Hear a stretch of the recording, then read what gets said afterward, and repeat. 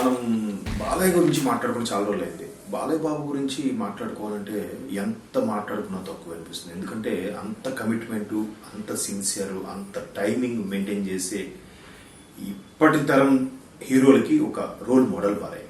అంటే అన్నిట్లో కూడా డిక్షన్, వాయిస్ పర్ఫెక్ట్, అట్లాగే కమిట్మెంట్. ఎంత సీనియర్ హీరో అయినా 100కు పైగా సినిమాలు తీసిన ఒక తండ్రి, మహానటుడు, పెద్ద నాయకుడు అయినప్పటికీ కూడా అతన్ని డైరెక్షన్లో చేసినప్పుడు ఎలా ఉన్నారో ఇప్పటికీ ఏ డైరెక్టర్లో యాక్ట్ చేసినా అలాగే ఉంటారట. దర్శకుడు అంటే తనకన్నా వయసులో చిన్నవాడైనా పెద్దవాడైనా కెప్టెన్, ఒక గురువుగా ట్రీట్ చేస్తారు. That is Balayya. అటువంటి బాలయ్యకి జనరల్గా సిన్సియర్గా ఉండే వాళ్ళకి, స్ట్రైట్ ఫార్వర్డ్గా ఉండే వాళ్ళకి ఈ రూమర్స్, ట్రోల్స్ సర్వసాధారణమైపోయాయి. ఎందుకంటే బాలయ్య బాబుకు ఆవేశం, కోపం, కొట్టేస్తాడు, చిరాకు, రకరకాల వార్తలు వినిపిస్తుంటాయి. ఆయన ఎవరైతే కామన్ సెన్స్ లేకుండా బిహేవ్ చేస్తారో వాళ్ళని కొడతారు, ఫ్యాన్స్ కొట్టించుకుంటారు కూడా కదా.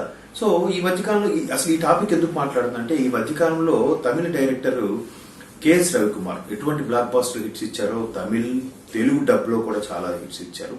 దానికి ఒక మచ్చుతునక నరసింహ, అలాగే దశావతారం నాటి సినిమాలు కూడా తీశారు. సో అటువంటి కెఎస్ రవికుమార్ గారు బాలయ్య బాబుతో జయసింహ అనే ఒక సినిమా చేశారు ఒక 2-3 years బ్యాక్.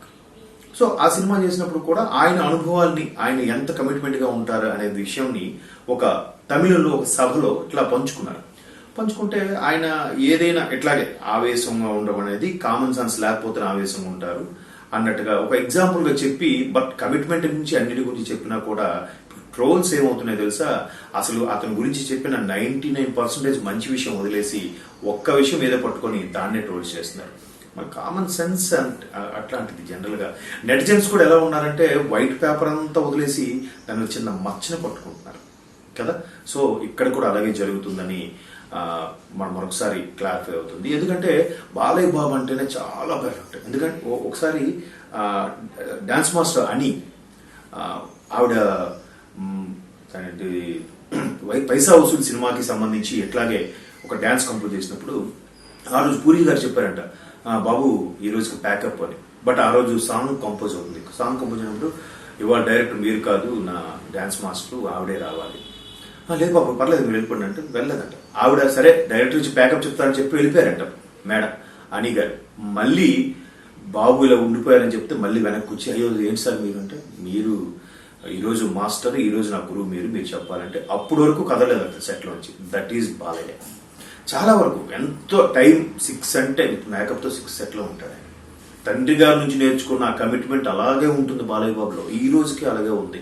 ఎన్నో అప్ అండ్ డౌన్స్ చూశారు, ఎన్నో బ్లాక్ బస్టర్లు చూశారు, ఫ్లాప్స్ చూశారు, రాజకీయంగా, వ్యక్తిగతంగా, సినిమాల పరంగా ప్రతిదీ కూడా. కానీ ఎప్పుడు ఒకేలా ఉంటారు. That is Balayya. ఎప్పుడు యాక్టివ్గా, జోష్గా, నిజంగా 60-65 ఏళ్ల వయసులో నిజంగా అలా ఎవరైనా ఉండగలరా?